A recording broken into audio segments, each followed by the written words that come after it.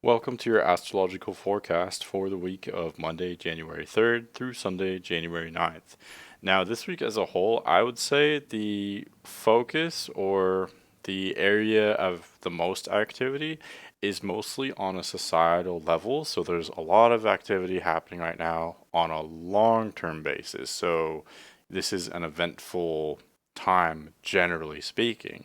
However, on a more mundane level, on a more personal, individualistic, and short term level, this week is actually pretty uneventful. So I am viewing that as a positive. I think it's a much needed break.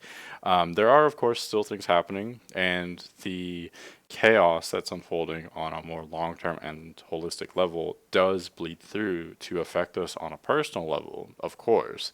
However, there still is that relative peace that we're experiencing this week.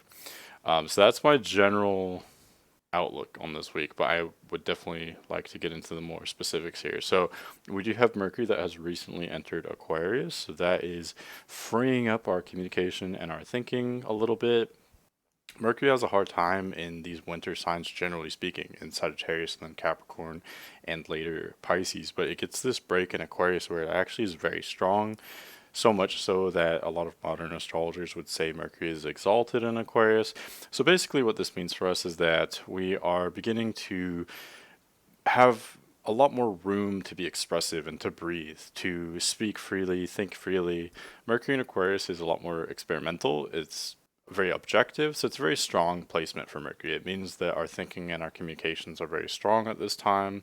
We're able to think about and understand complex concepts and also interact in a way that is not only very logical, very cerebral, and objective again, but also, Aquarius likes to be playful, likes to have fun, likes to be a little bit experimental. So we can sort of have that experimental playfulness with our thinking and our communication now that Mercury is in Aquarius. So that's definitely a good note. And then we also have the moon waxing. So we just had this new moon on January 2nd at 12 degrees Capricorn, which is very important, and I'll talk more about that later on here. But the moon will be waxing from that new moon on Sunday, so gaining light, and it will move from Capricorn to Aries, and then we will actually have a first quarter moon in Aries at the very end of the week on Sunday. So that does make for a bit of a chaotic and energetic weekend, but for most of the week, it is relatively mild. And before I get into the actual forecast, I did just want to say that, um, so as a whole, just right now, I wanted to touch back on where we are in this cycle here that the zodiac is. The zodiac tells a story. All the signs here are part of one larger story. And right now, where we're at, basically, especially in the northern hemisphere, and especially at the higher latitudes, you can really experience this. Capricorn, we are entering winter now. We are getting into the depths of winter. The sun is almost halfway through Capricorn, which is the first sign of winter as we start this week. And so, really, what this time is about is not so much having a lot of activity on a physical level. Capricorn can be very physically active, it can work very hard, but it's all about the very long term. It's all about the far future. Capricorn is the first sign where, well, it's the first sign after the winter solstice where there's each day that passes by, there's more daylight than there was the day before. So it's still the darkest time of year, generally speaking, but there is that light that is returning. And so that's where, Capricorn has this insight that although it is so dark, there will be light eventually. It knows that spring will come in only 2 to 3 months. So really the focus right now is not so much on being active on a physical level or an immediate level. It's more about planning and working toward the future. And especially as we get into Aquarius and Pisces, the focus becomes less and less physical, more non-physical, more about manifesting things on a mental or emotional level. And that's generally what winter is about. It's almost a dream time. And that's typical with the end phase of cycles. The end phase is usually the least physical, at least on a physical level, because again, the focus becomes more non physical, more mental, emotional, more theoretical, more abstract, more spiritual. So that's generally where the focus is going here. But as for the specifics, let's get into this forecast here. So we start out Monday, January 3rd with a recent new moon. So you can see here the moon has just separated from the sun.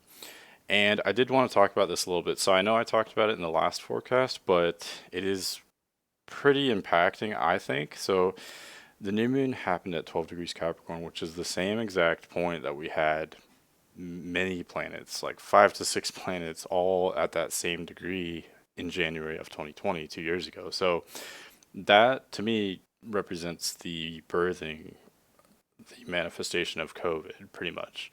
I know it's debatable when it came around. It may have been before that, but to me, that's when it was really ramping up and really sort of blossoming into the world in a way. So to me, this new moon at 12 degrees Capricorn represents a new phase, a new cycle of sorts regarding the COVID situation. So that did just happen on Sunday, this January 2nd, but I don't think we will fully experience or understand or appreciate the ramifications of this until that first quarter moon that happens at the end of this week on Sunday.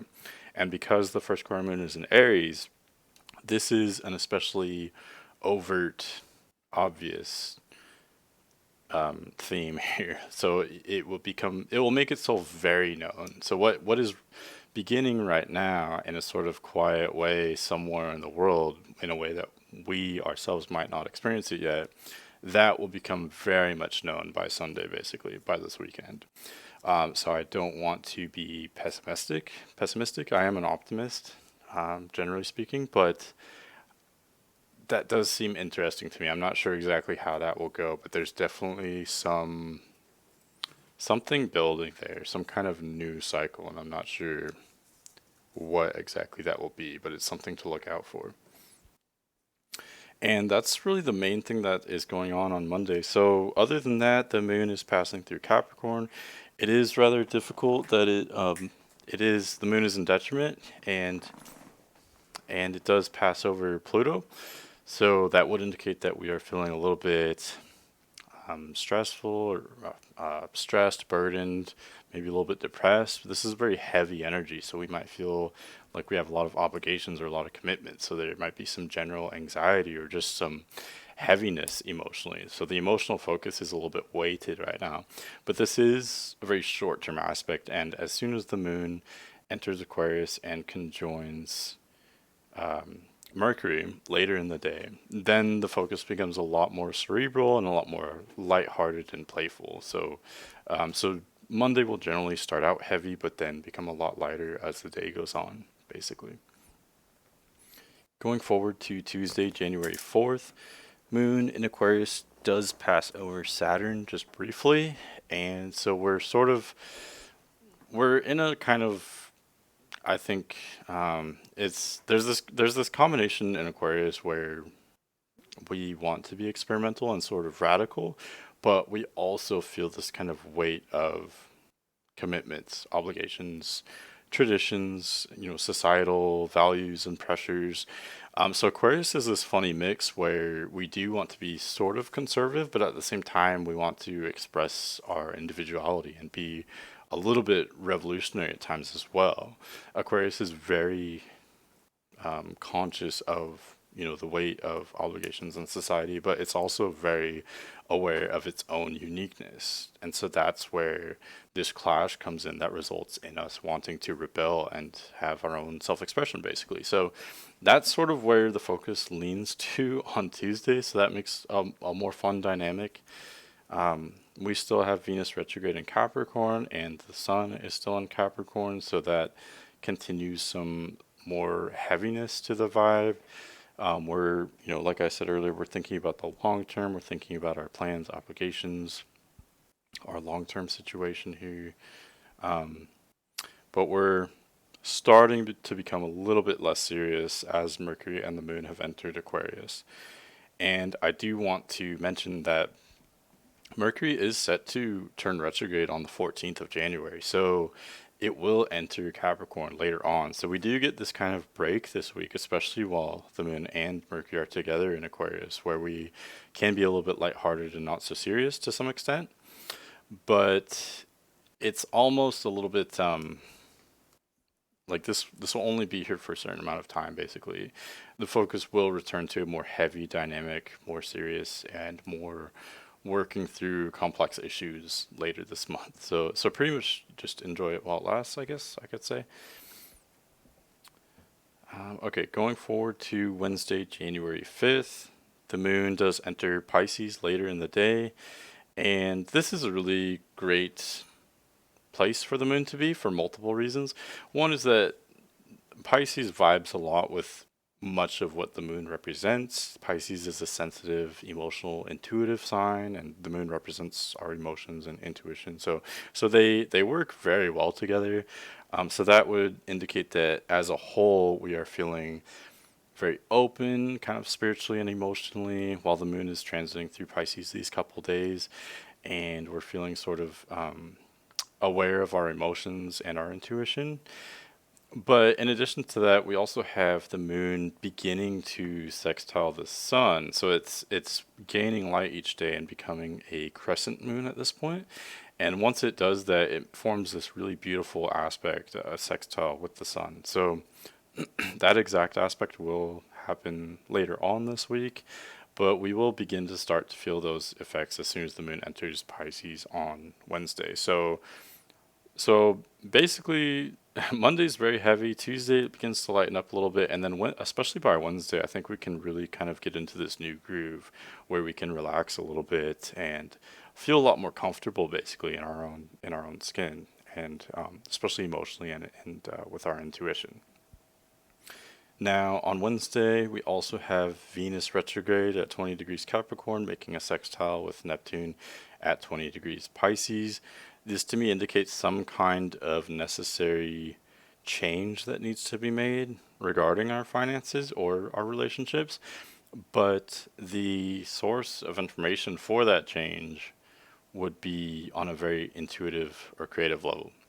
So let me explain that a little bit. But basically, it just means that I think there have been some serious issues going on in the background for a few weeks now regarding changes that need to be made in how we support ourselves.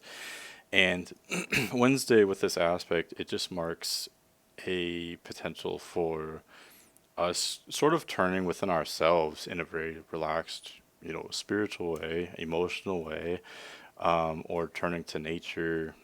These things, basically, we would get information or insight from the more relaxed states of mind. So from, you know, allowing ourselves to calm down and experience those slower states of thinking, getting into nature is great for that. But anything where you can kind of just be calm, basically, would be really great for this. And that would result in some really great clarity involving changes that need to be made to our financial or could be our relationship situations as well. Whatever supports us is needing to be changed at this time. And this aspect in particular just indicates a potential for some kind of spiritual clarity that will be kind of guiding us in these changes on this day. So hopefully that makes sense. Going forward to Thursday, January 6th, Sun at, let's see here. Okay. Well, Moon continues transiting through Pisces, and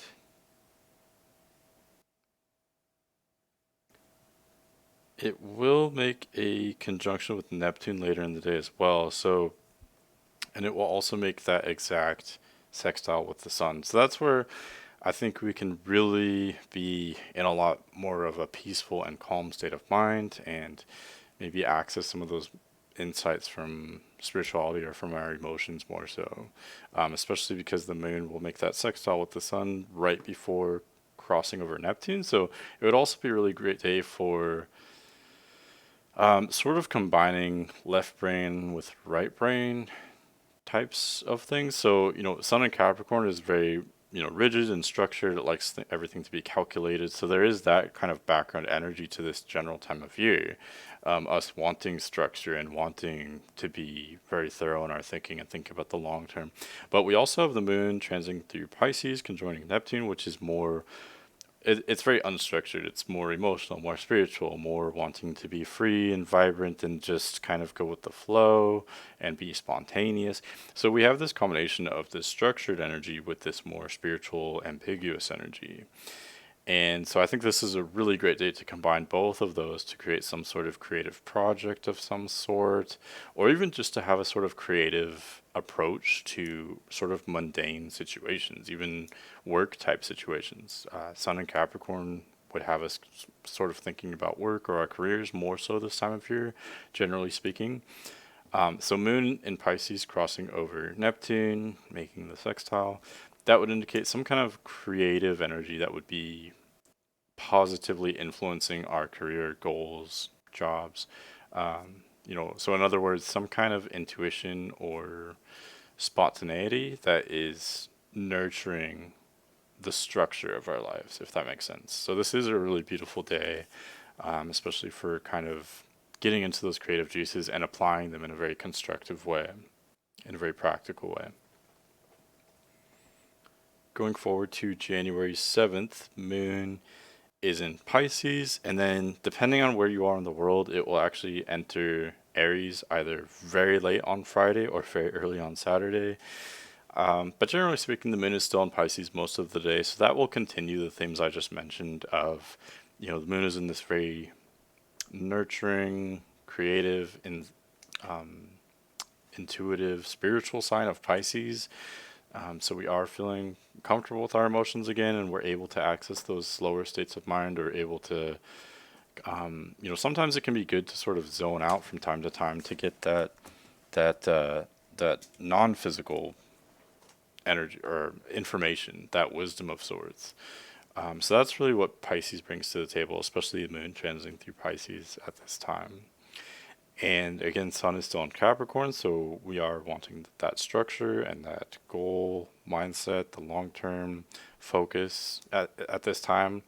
And that applies to really, this time of year, every year while the Sun is in Capricorn. So again, this is a really beautiful combination. Both signs are ultimately very much focused on the long term, or the ultimate. Both Pisces and Capricorn are thinking about the ultimate end, or the result of things. They're wanting conclusion in a way, because they are both. They're the last two yin signs. They're the last two heaviest signs. So they're both wanting us to become wiser and I don't know, older, wiser, more mature, but in different ways. Capricorn is more structured and pragmatic, and Pisces is more that emotional, intuitive side. So that's sort of, hopefully that I'm speaking in a way that makes sense, but they're both combining today on Friday in a way that is asking us to be, to combine these two opposing yet complementary forces of structure with creativity and intuition or spirituality, or combining discipline with spontaneity. So again, it's a really kind of beautiful combination, especially when we are applying that to areas of our lives that we wish to improve, or just goals that we have.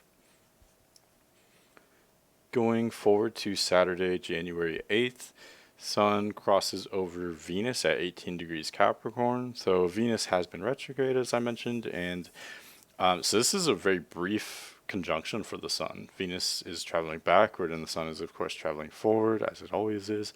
So it's this sort of brief pass at 18 degrees Capricorn. And in addition to that, we have, like I said, Moon entering Aries very early in the day or very late in the day on Friday, depending on where you are. Okay. So combining these two main aspects here, I think Sun crossing over Venus is really bringing the attention to these changes in how we support ourselves again, in the structure of our lives. So how do you support yourself financially, or how do you support yourself socially with other people? Also, what your desires are about. So what do you desire, monetarily or socially. Um, Usually that's what Venus kind of boils down to us as humans in our sort of 3D physical reality. It boils down to money and love more than anything else. But really, this could apply to anything that you desire or that you support yourself with.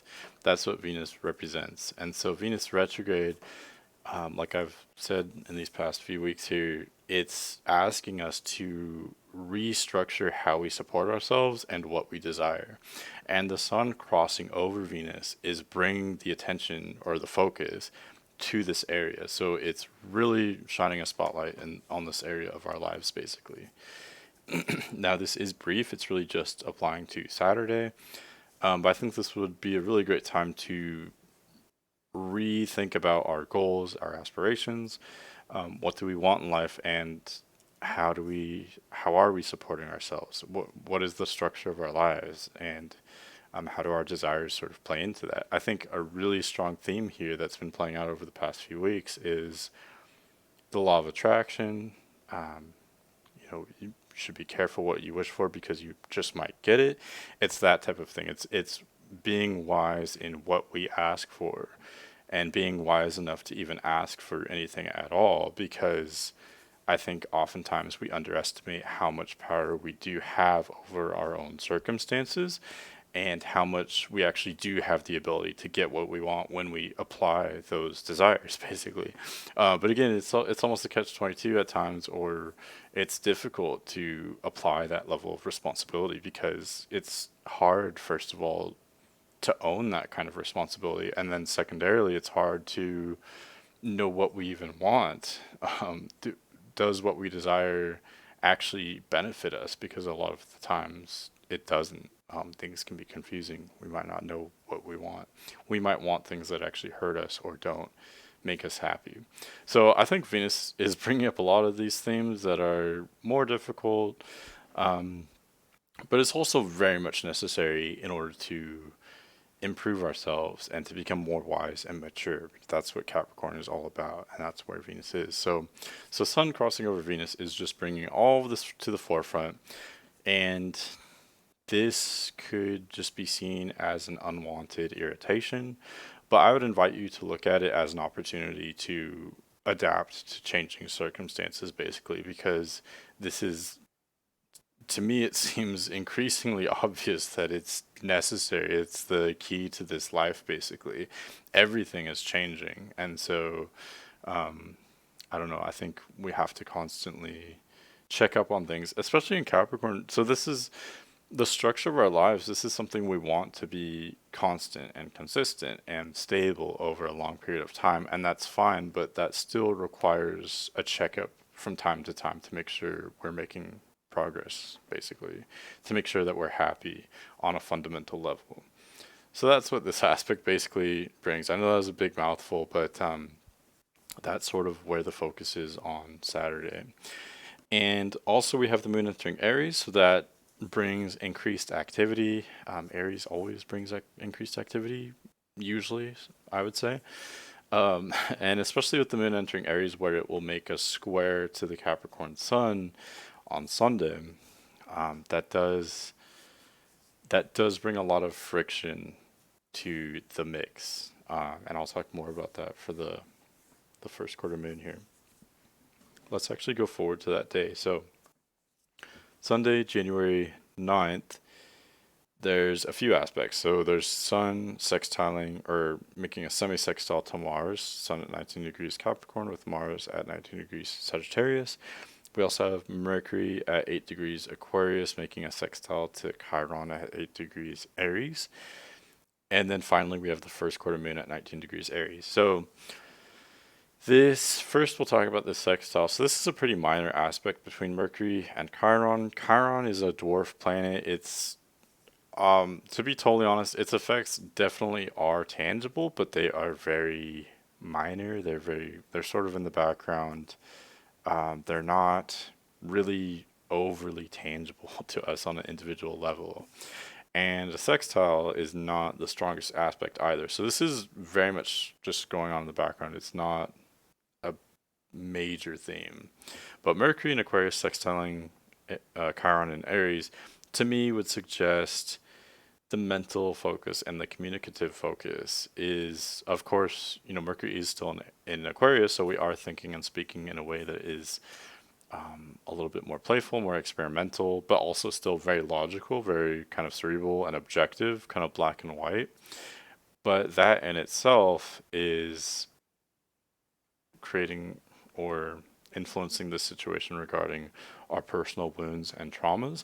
I think here honesty is a big part of this. So Mercury in Aquarius has us speaking maybe a little bit more transparently or bluntly than we otherwise would. We are being a little bit transparent at times. So that in itself does conjure up a lot of strong feelings at times. It brings out whatever is hidden, or it making this connection with Chiron and Aries, this can trigger some emotional wounds in good ways or otherwise. Chiron and Aries is also wanting to be very transparent as well. So combining these two planets together, it's basically saying that the focus is on our own personal wounds, or maybe the personal wounds of others, and us being able to really freely express those really deep emotions. A lot of this could be past emotions, so past traumas, thoughts or emotions that were kind of difficult to handle, that were from the past, basically. So a lot of that kind of old stuff could be dug up now to the surface. So this is, of course, difficult at times. It could be difficult to handle all that, but it also can be good to bring that to the surface so that we make ourselves known and so that we understand others as well. Now, going to this first quarter moon at 19 degrees Aries, this is okay, let me back up. So, quarter moons in general are very chaotic, but they're also very energizing, and they they they promote change basically, especially first quarter moons such as this. So it is a time of stress or anxiety potentially, but as long as we are being very active, we can avoid those more negative feelings. First quarter moon just wants change, so it can be very chaotic, but it's also great for changing things, for editing, or I don't know, working towards something. It can also be a little bit of a party energy, so especially pets and children are a lot more outgoing. Even adults as well can be outgoing. They can be up later at night than they normally would. That type of thing. There's just increased activity, almost like a full moon, but not quite as big, but pretty close. So that's generally my take on first quarter moons, but this one in particular being an Aries, which is a very outgoing, fiery, vibrant, charismatic, confident sign. There's this clash between Aries and Capricorn with this first quarter moon. And this to me is one of the toughest, tensest, most anxious, or most it's one of the hardest quarter aspects because Capricorn and Aries are so set in their ways. They're both such individualistic signs or energies. Both of these energies really do not mix together. They can have a lot in common, but what they have in common is that they're both very individualistic energies, and so you really can't combine them at all. So basically, what this results in with this aspect, with this first quarter moon, is I think something that actually began, like I said earlier, on January 2nd, is really violently making itself known today on the 9th. It's very much coming full bloom, and that's where you get this disruption, is that, whatever began on the new moon really creates an identity for itself and creates room for itself, and it emerges once the first quarter moon happens. So that's what's happening now. And I mentioned that this could apply to COVID. I think it definitely does. But this has many implications as well. We may all experience this in our own personal way. So whatever began for you personally on the weekend of the 1st and the 2nd, I would look to that aspect and look or anticipate possibly very disruptive or large changes in those areas on the weekend of the 8th and the 9th, especially the 9th. So anyway, so you can look to see how it affects you personally that way. But for all of us, generally speaking, I would definitely recommend doing something on the 9th. So this is not a good day to relax. It's not a good day to unwind and reflect.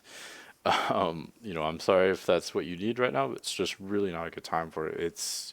I think this day would demand some activity. So it's not a very peaceful, relaxing Sunday. It's really, Aries represents the hunt or the war. It's like a fighting sign. So it's energetic. It wants to win things. It's competitive. So Sunday is really about getting out there and doing something. So either having fun, being very active in a fun way, in a very physical way, or maybe getting some work done, being very productive. But either way, for business or pleasure, you pretty much have to just get out there and do something on Sunday.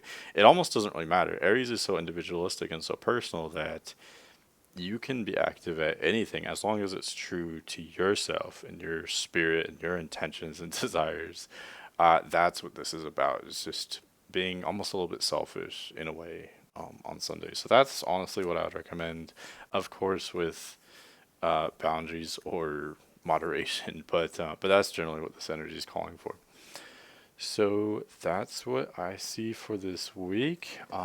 Next week, we do have a lot of change happening. We do have Mercury turning retrograde. So definitely stay tuned. I hope this helps you. And thanks for watching. I'll see you later.